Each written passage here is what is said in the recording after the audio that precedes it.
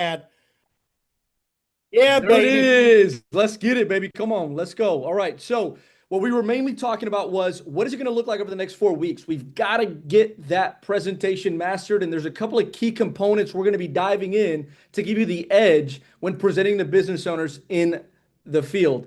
And so, the first piece that I really wanted to make sure we know to really dial in on is our transitions and tie downs. I've listened in on several presentations over the last few months, and I think we're doing a great job of covering the content that's on the slide, but we've got to make sure that we're aware of the importance of the transitions and tie downs.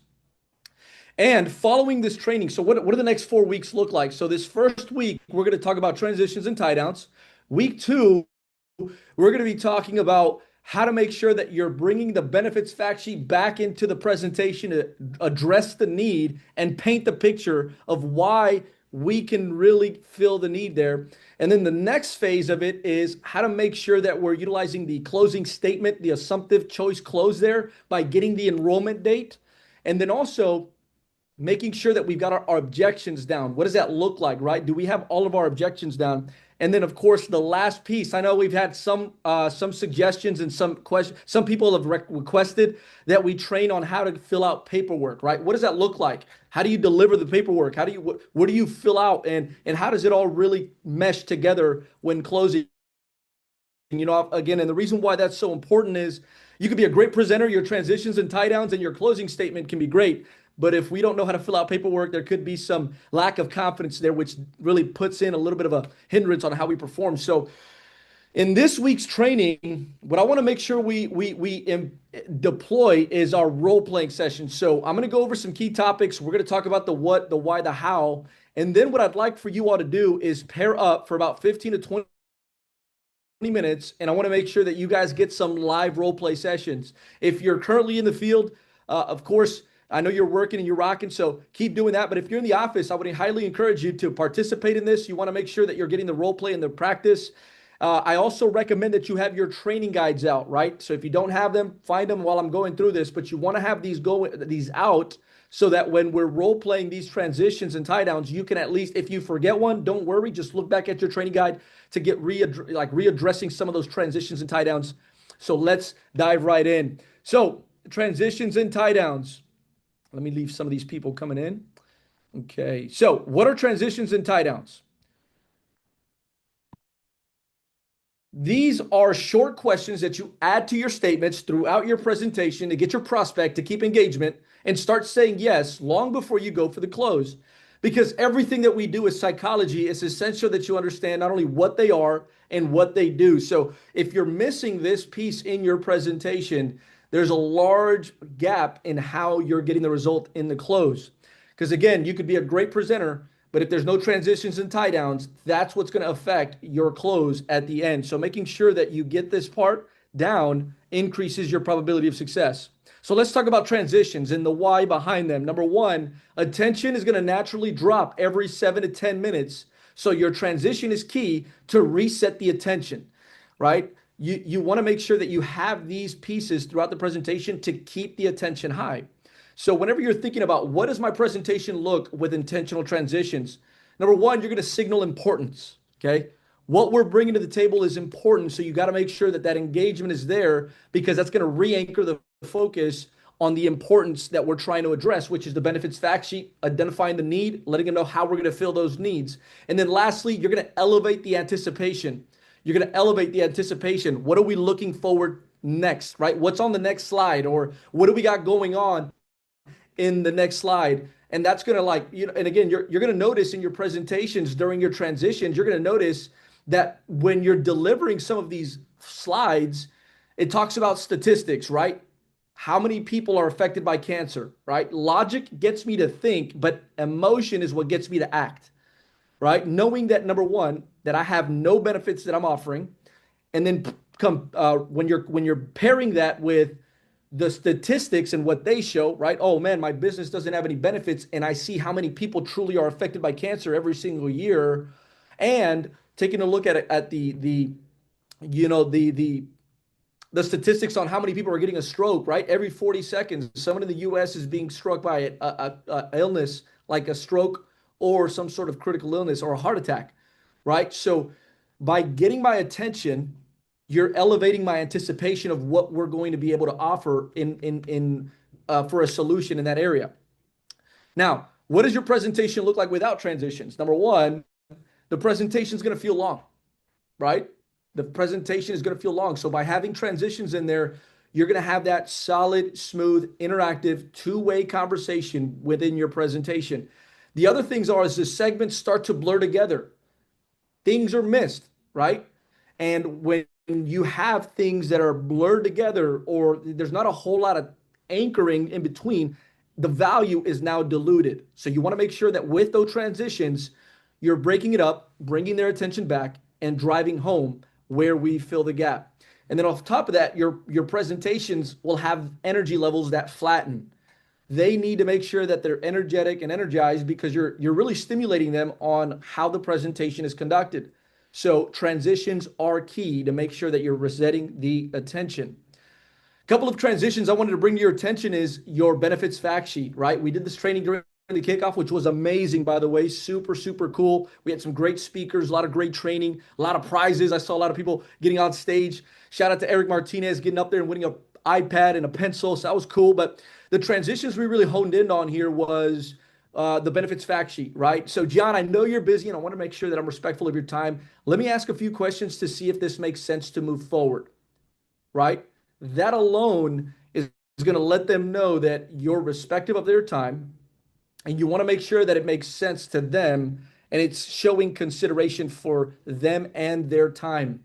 The transition out of the benefits fact sheet, be sure to be driving this home. Now, John, thank you for sharing that information with me. I definitely see that we can be of service to you and your employees. Let me go ahead and show you how. So have you ever heard of Liberty National or Globe Life? Okay, perfect. So we've been in business since 1900, right? Think about that tie down and how it helped me go into the next segment, which was my opening slide in my presentation. So it all starts here. So now that we understand the transitions and the importance of them, and just a couple of examples of where transitions are important, I'm going to talk about tie downs a little bit. Number one, tie downs, just as a refresher, your tie downs are going to control the sales conversation. Okay.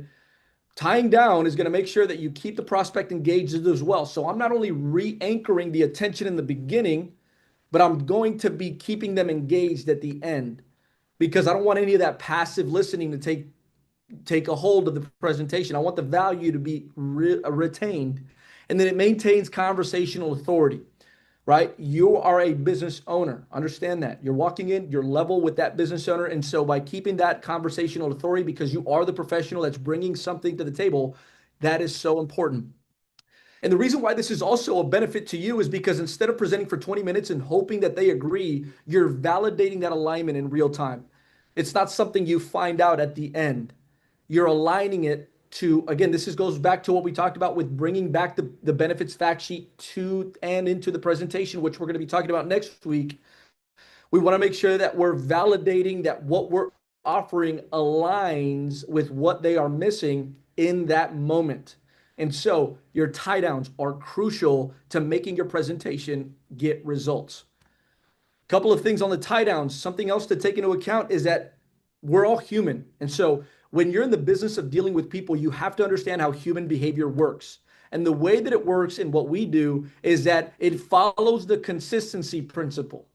So the behavior that they end up following through with is based on the alignment that we had with them based on those prior commitments that they made throughout the presentation.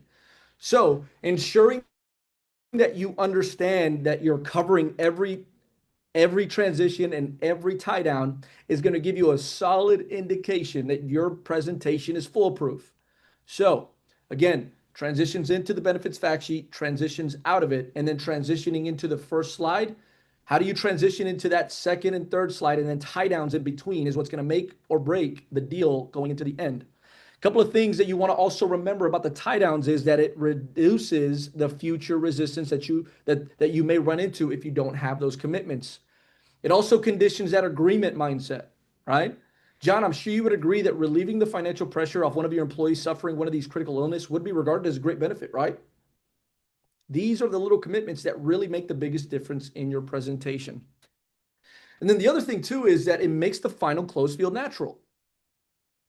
So when you have these key ingredients, included in your presentation, that's what's going to make the close a lot more natural.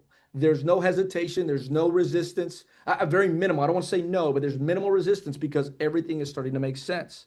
So by the time you ask for the close or the application, you're not starting the close. You've already been closing all the way throughout.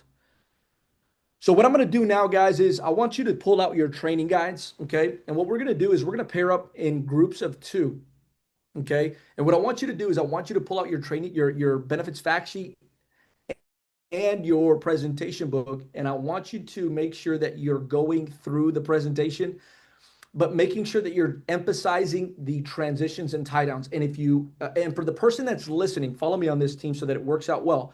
If you're somebody that's observing, if you're the DM in the role play scenario, be listening for those transitions and tie downs. Have the training guide open while the person is going through the presentation and just make sure that they cover the transition and the tie down in there. These are some key pieces that while the person, like if you're the person that's participating on the DM side, you can really help out the person that is executing or doing the role play session by having them be aware of which ones they miss. So while they go, I wouldn't stop them mid presentation. So don't stop them. Let them go through the entire thing. But as they're going through, make sure you're making like a little notch or a little indicator that they got it, a little check mark or a little X next to it so that you know, hey, listen, man, you did great on this one. Here's one you missed. And then that way they're now aware of which ones they missed. So guys, look, I wanted to keep this one short and sweet. I know we started at 2:30, but I want to make sure that you guys have more role play training that's again action. I don't want to be having these lessons only. So let's pair up, let's get our training guides and presentations, and let's get the role play training started. We'll do this for about 15 to 20 minutes. So keep an eye on the clock. ADs, help make sure that this gets conducted accordingly. And let's be sure to be listening to any top performers or anybody that may need some coaching as this role play exercise goes. So, guys, thank you so much for this training, for tuning in. Next week, we're going to be talking about how to bring the presentation or the benefits fact sheet into the presentation. So let's get the role play started and let's keep on with our Mondays, guys. Let's go.